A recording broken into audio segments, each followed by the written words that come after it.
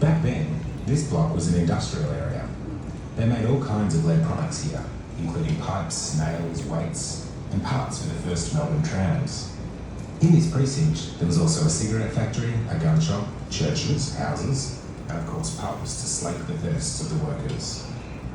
The shot tower was used to make lead shot used in shotguns. When the tower was finished, it was almost 50 metres high and one of the tallest buildings in Melbourne. The Coops family were world leaders in production, discovering the best height for making perfectly spherical and aerodynamic shot.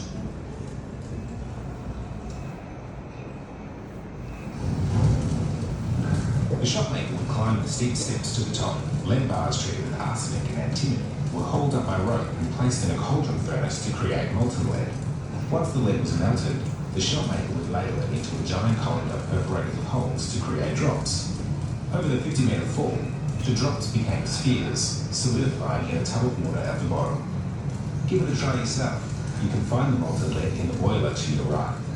Use your ladle to pour it into the round colander in front of you, over the hole in the floor.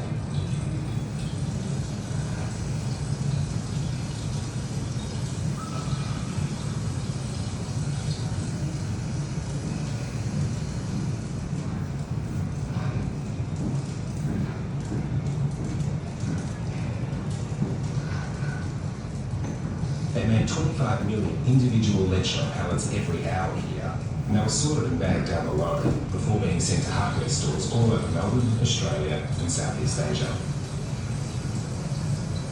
The Coops business thrived until World War II, but the city fell into decline in the 1950s.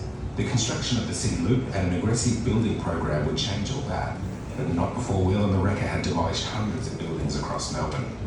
New buildings pushed ever higher, eventually dwarfing the shot tower, and the Coops moved out in 1961. In 1981, the Melbourne Central Station was the first city loop station to open, but back then it was called Museum Station. Melbourne Central Tower and Shopping Centre was built on top in the late 1980s at a cost of more than $1.1 billion.